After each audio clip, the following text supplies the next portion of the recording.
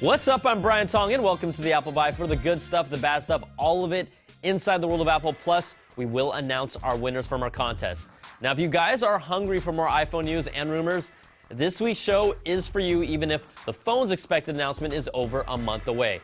Now, the latest news is that Apple's new iPhone is expected to be 18% thinner, not officially confirmed, but expected.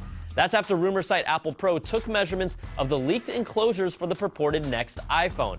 Now, the enclosure was measured at 7.6 millimeters thick compared to the iPhone 4S's thickness of 9.3 millimeters. And trust me, every millimeter counts.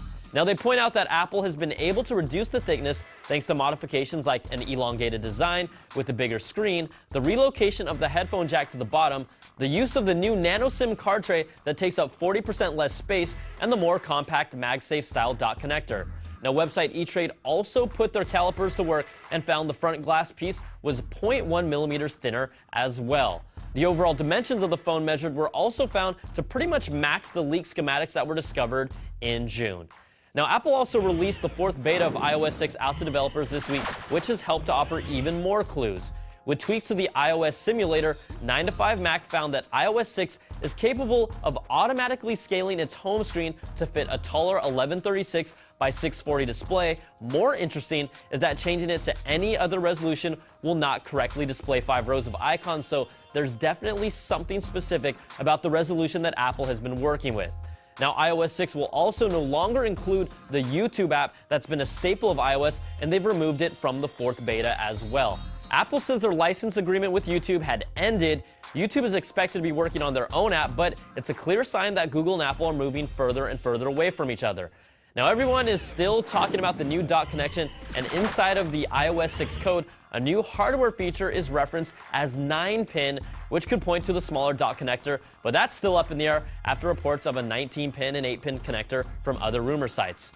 Plus, iMore, which first claimed a smaller dot connector was coming, now says that the miniaturized dot connector is coming to all of the iOS devices and will implement it as early as September 12th with the new iPhone, iPod Touch, and Nanos, the rumored 7-inch iPad mini. You can choose to believe this, guys.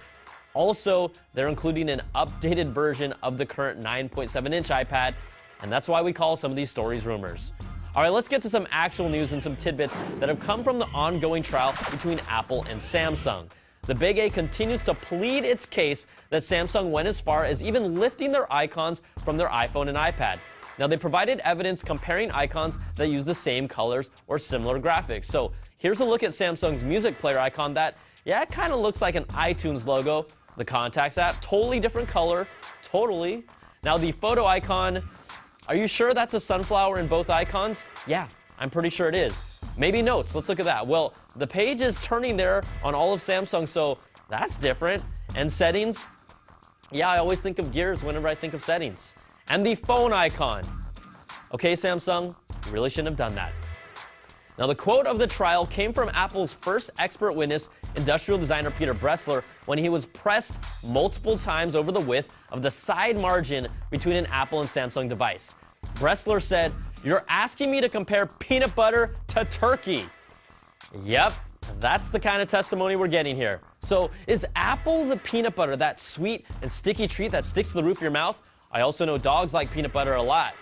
Like, a lot.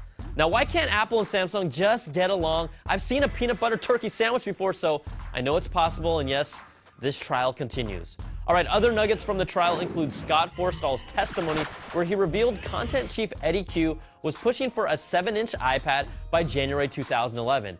Internal emails show that Steve Jobs seemed receptive to the idea in those recent times, and yes, rumors about 7-inch iPads picked up shortly after that. Also, in patent news and a peek into the possible future, Engadget discovered a newly filed patent application from Apple showing off a significantly enhanced iPad smart cover that could include features like a secondary display on the inside with embedded solar power cells, a keyboard on the inside like the Microsoft Surface, or even the ability to control your music and change tracks on the back side of the smart cover when it's being used as a stand, which seems like the most realistic one to me. There's some really cool ideas here, but again, it remains to be seen if any of these ideas will be implemented. All right, to the quick bites. Google is planning to roll out its new version of Google Search for the iPhone in the near future, and it brings natural language voice search to the app and asks for things like weather, mapping info, information about people, and more. It uses the same engine as their Google Now product does, and it's worth checking out for those of you who don't have a 4S, or really, if you just don't care for Siri. And after harsh criticism from the public and media, Apple has taken down those uninspiring, non-iconic, crapple genius ads from circulation on TV. They're really, really bad Apple worthy. Now, the Big A said the ads were only intended for the first run during the Olympics, so just for the weekend, right? Sure, guys, and the iPhone isn't coming in September. All right, let's get to our winners for the Kona Project 2 messenger bag from Brent Haven. Our first winner is Hayden Olmstead, who emailed us with, I would stuff about 10 to 20 pounds of Nutella in that bag.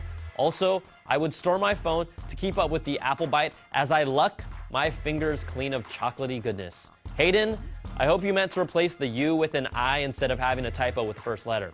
And from Twitter, Stan Zarnek says, I need that Kona bag at Brian Tong so I can put you in it, jump on my unicorn, and fly you safely through Thundercloud Mountain onto Rainbow Sunrise.